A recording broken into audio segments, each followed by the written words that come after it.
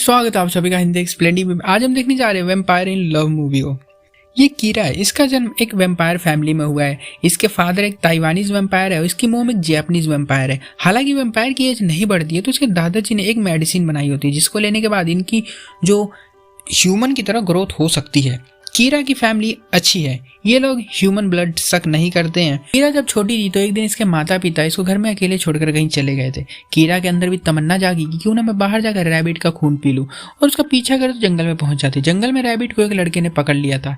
ये लड़का जो है वो तेत्सु होता है। इसे देखकर कीरा को पहली नजर में इससे प्यार हो जाता है और वो शर्मा कर घर में वापस भाग जाती है। अगले दिन फिर से कीरा जंगल में जाती है, इससे तेत्सु मिलता है, दोनों बातें करते हैं। तेत्सु इसे अपने ट्री हाउस में लेकर जाता है, दोनों मस्ती करते हैं। तेत्सु बताता है कि मुझे म्यूजिशियन बनना है। कीरा को यह बात काफी इंप्रेसिव लगती है। फिर इसे वो एक लव पेंडेंट देता है और कीरा भी इसको अपना एक स्टार का हेयर बैंड दे देती है। और तो भी बहुत सारे बैट्स आकर इन पर अटैक करने लग जाते। कीरा जैसे तैसे करके वहां से भाग जाती है और इतने में वैम्पायर की कम्युनिटी को पता चल गया होता है कि कीरा के माता पिता ह्यूमन का ब्लड नहीं पीते, वो ह्यूमन को बचाते हैं। तो आकर एक वैम्पायर इसके माता पिता को मार देता है। दादाजी जैसे तैसे करके घर छोड़कर भाग जाते हैं। कीरा को भी बताते हैं रास्ते में पकड़ कर कि ऐसा ऐसा हुआ है, और इसको लेकर इसकी आंट के घर दूसरी सिटी चले जाते हैं। और ऐसे ही देखते देखते 7 साल बीत जाते हैं। कीरा अब यहाँ अपने दादाजी, आंटी और आंटी के जो हस्बैंड होते हैं इनके साथ बेकरी में काम करती है। इनकी आंटी मारिया है और उनके हस्बैंड रिकी हिको होते हैं। रिकी हिको पहले ह्यूमन थे बट मारिया से शादी करने के लिए वो वैम्पायर बन गए थे। कीरा अभी भी तेत्सु को याद किया करती क्योंकि वो उसका फर्स्ट लव था। एक साथ डिलीवरी से घर जाते हुए ये एक लड़की को देखती जो जंप करके जान देने वाली है। कीरा इसको बताती है कि देखो यहाँ से अगर तुम कूदी तो तुम्हारा दिमाग फट जाएगा और तुम्हारी बॉडी के ऑर्गन बाहर निकल जाएंगे। ये लड़की मिकी होती है। मिकी के बॉयफ्रेंड ने जस्ट अभी इसको डंप किया होता है, तो मतलब दिल विल टूटा बेचारी का, तो मरने आई होती। मिकी एक मांगा आर्टिस्ट होती है। अब कीरा इसको लेकर अपने घर आ जाती है इसकी जान बचाकर, और बेकरी में पार्ट टाइम जॉब भी दे देती है। और एक दिन कीरा सपना देखती है कि इसकी फैमिली को किसी ने मार दिया और गुस्से में ये वैम्पायर बन जाती है। अब रिकी ये देखकर बहुत डर जाती है कि क्या हो गया इसको, पर कीरा इसको सब कुछ सच सच बता देती है और बताती है कि हमारी फैमिली वैम्पायर है और हमारे पास ना अलग अलग ना एबिलिटी होती है। मेरे दादाजी के पास कहीं भी टेलीपोर्ट होने की एबिलिटी है और मेरे पास है कि मैं किसी की भी मेमोरीज को ना इरेज कर सकती हूँ, और तुम्हारी भी कर दूंगी अगर तुमने मेरी बात सच्चाई किसी को बाहर बताई। ये सुन के मिकी खुश हो जाती है और कहती है कि मुझे और सीखना है वैम्पायर के बारे में ताकि मांगा में स्टोरी लिख सकूं। अब वैम्पायर जो है इसकी काफ़ी हेल्प करती है। वैम्पायर गार्लिक से और सिल्वर से काफ़ी ज़्यादा डरते हैं और कुछ दिन साथ में बिताती हैं और दोनों बेस्ट फ्रेंड फॉरएवर बन जाती हैं, क्योंकि कीरा को ना फर्स्ट टाइम को ऐसी लड़की मिली है जो कि दोस्ती कर रही है उससे। और कुछ दिन बाद ये लोग सिटी में एक म्यूजिकल का ना ऑडिशन रख रहे होते हैं, जो जीतेगा उसे चुनेंगे ये लोग। और एक दोपहर एक लड़का आता है यहाँ पर सेल्समैन बनकर जो क्रीम बेचने आया है। रिका इसे स्मेल करके पहचान जाती है कि ये इसका फर्स्ट लव है, और ये कुछ कहती तो नहीं है, इसे ऑडिशन का इनविटेशन देती है और ये बोलकर आने को कहती है कि मैं तुम्हारी सारी क्रीम खरीद लूंगी। और अगले दिन दोनों लड़कियां अपने ऑडिशन के लिए जा रही होती, तैयारी देखने की कैसा है वहां पर। रास्ते में रिकी का बॉयफ्रेंड लड़कियों के साथ फ्लर्ट करता हुआ दिख जाता है। बताओ, ऐसे लड़के के लिए जान दे रहे थे, इसके लिए नाखून ना काटे कोई।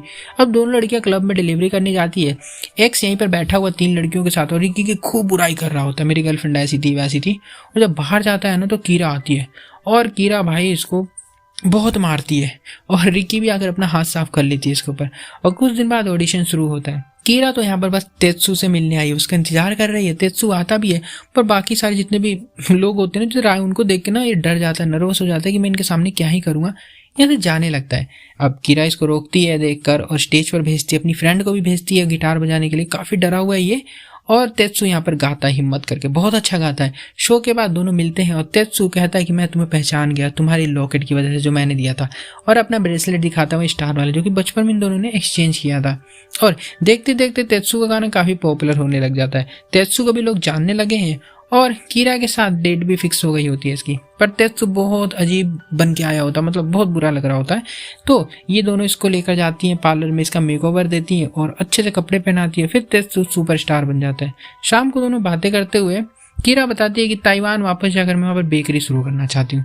तेत्सु इसे प्रॉमिस करता है कि मैं तुम्हें सपोर्ट करूँगा वहाँ पर भी। और किस्सी विस्सी होने वाली होती है बट कीरा का वैम्पायर जाग जाता है। जस्ट काटने ही वाली होती है बट पीछे हट जाती है और शर्मा कर यहाँ से भाग जाती है। अगले दिन कीरा फिर इसके घर जाती है तो कहती है घर में बुलाओ मुझे, जब भी मैं आऊंगी। ये कहता हाँ हाँ आ जाओ। तभी अंदर घुसती है और ये लास्ट नाइट की पूछता है क्या हुआ था, ये कुछ बताती नहीं है और इसे कुछ खाने को देती है। इसके घर में वैम्पायर की बहुत सारी बुक्स रखी होती हैं। तेत्सु बताता है कि मैं वैम्पायर पर रिसर्च कर रहा हूँ क्योंकि मेरे फादर को वैम्पायर ने मार दिया था एक दिन। और तेत्सु खाना बनाने लगता है। अंदर से गार्लिक की स्मेल आ रही होती है जिससे कीरा को काफी प्रॉब्लम होती है और तेत्सु फिर इसको अपनी पीठ पर उठाकर घर ले जाता है। यहाँ कीरा के दादाजी एक औरत को काटने वाले होते हैं। सब उनको रोक रहे होते हैं। जल्दी से कीरा अगर इस लेडी की मेमोरी को इरेज कर देती है। मिकी भी अब अपने काम में बिजी रहने लगी है। इसे एक दिन एक कोरियन लड़का माइक मिलता है और माइक को 1 सेकंड में ये पसंद करने लग जाती है, प्यार हो जाता है इसको। और एक दिन माइक इसकी बेकरी में आ जाता है बहुत सारे गिफ्ट लेकर। मिकी बहुत खुश होती है, ये कह रही होती है कि लगता मेरे लिए आया है। बट वो जो लड़का है ना माइक, वो एक बहुत रिच आदमी होता है और कंपनी का सीईओ है और वो कीरा को यहाँ पर प्रपोज कर देता है। ये सुनकर मिकी बेचारी का दिल ही टूट जाता है, दुखी हो जाती है, ऐसे चली जाती है। और अगले दिन तेत्सु कीरा के लिए नेकलेस लाता है पर सिल्वर का है तो वैम्पायर को सिल्वर से प्रॉब्लम होती है बताया था जैसे, तो इसको नहीं लेती है, वापस कर देती है। और जब दोनों शाम को टहल कर घर जा रहे होते हैं तो पहले जैसे इन पर बैट से अटैक हो जाता है। कीरा भी अपने वैम्पायर लुक में आ जाती है और तेत्सु इसकी आंखें देख लेता है, डर जाता है। कीरा फिर नॉर्मल हो जाती है और ये सब ना माइक ने किया होता है क्योंकि माइक एक वैम्पायर है और वो शादी करना चाहता है कीरा से किसी भी कीमत पर। तेत्सु घर जाकर वैम्पायर के बारे में पढ़ता है। वो देखता है गार्लिक, सिल्वर से भागते वैम्पायर किसी के घर में जब तक नहीं घुसते जब तक सामने वाला अंदर आने को ना बोले। तो ये समझ जाता है कि कीरा ने ये सारी चीजें की है, करती है।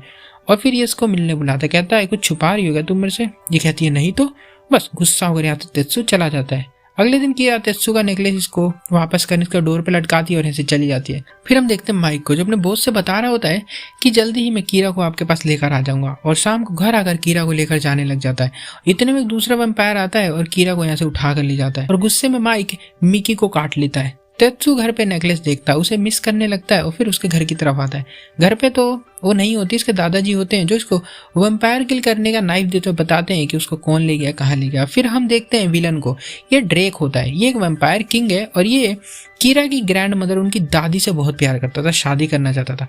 अब दादी से तो शादी हुई नहीं क्योंकि उन्होंने मना कर दिया, तो ये पोती से शादी करना चाहता है क्योंकि एज नहीं बढ़ती है इन लोगों की। अब यहाँ पर इतने में तेत्सु के साथ कीरा की सारी फैमिली आ जाती है। फिर फाइट शुरू, बहुत फाइट होती है यहाँ पर इनकी। तेत्सु ऑलमोस्ट मरने ही वाला होता है बट कीरा हाँ बोल देती है शादी के लिए, उसको बचा लेती है। ड्रेक बहुत खुश होता है कि अब फाइनली शादी करूंगा इससे मैं, और खुशी से इसको बाइट करने आता है। बट इतने में कीरा ऐसे चाकू से मार देती है। और यहाँ पर मूवी का सबसे बेस्ट सीन होता है, देखते हैं कि माइक और मीका दोनों शादी कर रहे होते क्योंकि मीका भी अपना वैम्पायर बन गई होती जब से माइक ने उसको काटा है। तेत्सु और कीरा भी साथ में रहते हैं और रोमांटिक टाइम स्पेंड करते हैं। और एक बार जब ये दोनों सो रहे थे तो कीरा ने इसकी सारी मेमोरीज इरेज की और यहाँ से भाग गई और ऐसे ही कई महीने बीत गए। तेत्सु अब सुपरस्टार बन गया होता है, उसको याद भी नहीं है कि कीरा नाम की कोई लड़की थी उसकी जिंदगी में। और कीरा अपने घर पर ही रहती है। इसकी आंट कहती है कि तुम्हें उससे मिल लेना चाहिए एक बार और बताती है कि तेत्सु पास में आने वाला है कॉन्सर्ट करने, तुम्हें डिलीवरी करने जाना है वहाँ पर। कीरा जाती भी है और तेत्सु सो कर रहा है। सो में बता रहा होता है कि मेरी गर्लफ्रेंड थी, मैं उसको भूल नहीं पा रहा हूँ, रोज मेरे सपनों में आती है और जहाँ भी है वो खुश रहे, मैं उसको पहचानता नहीं हूँ। और उसके लिए एक सॉन्ग आता है। ये सब सुनकर कीरा इमोशनल होकर रोने लग जाती है और तेत्सु इसको देख लेता है तो ये भाग जाती है वहाँ से और फिर बाहर आता ही है और कहता है कि तुम ही हो ना जो मेरे सपने में आती हो।